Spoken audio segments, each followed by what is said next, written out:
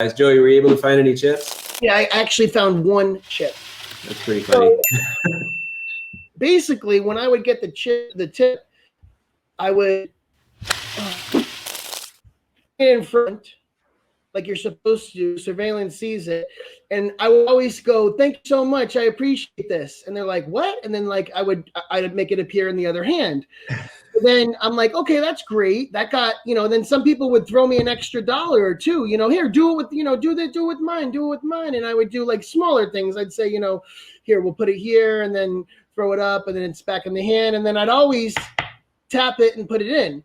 And then I decided one day to do like the muscle pass with it. So it looked like it fell up, and every time I did that, they were like, do it again. And, they would think that I'm trying to like flick it up and whatever. So then one day surveillance hits me with 40 write-ups. It's a packet, 40. From week start to week end, 40 different times Mr. DiPietro was found taking a tip and we don't know where it went.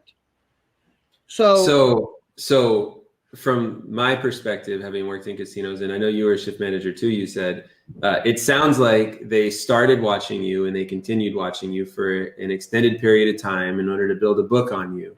Yep. And so what happened in that conversation when they decided to do that?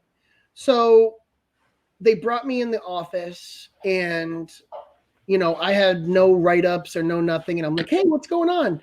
And they're like, we don't like what you're doing with the tips. And I'm like, what, the magic? And I'm like, I thought that was great. Everyone's loving it. And like at our casino, there was a whole type of thing on how you got to try to be like more personable and more fun. So, I thought that was great. And they're like, yeah, it's just, we don't know where it's going and we can't follow it. So, sometimes you're putting it in your hand and it's still in that hand. Sometimes you're putting it in the hand and it's not in that hand. And then we can't see when you're tapping the table to go into your tip box. So I was really afraid. I thought that was the end of my career. I thought I was done. I'm gonna say in most casinos it probably would be. Yeah. I mean, I thought like and I'm not gonna toot my own horn, but I was a very, very hard worker. So I said I would never do it again. And I didn't for a very long time.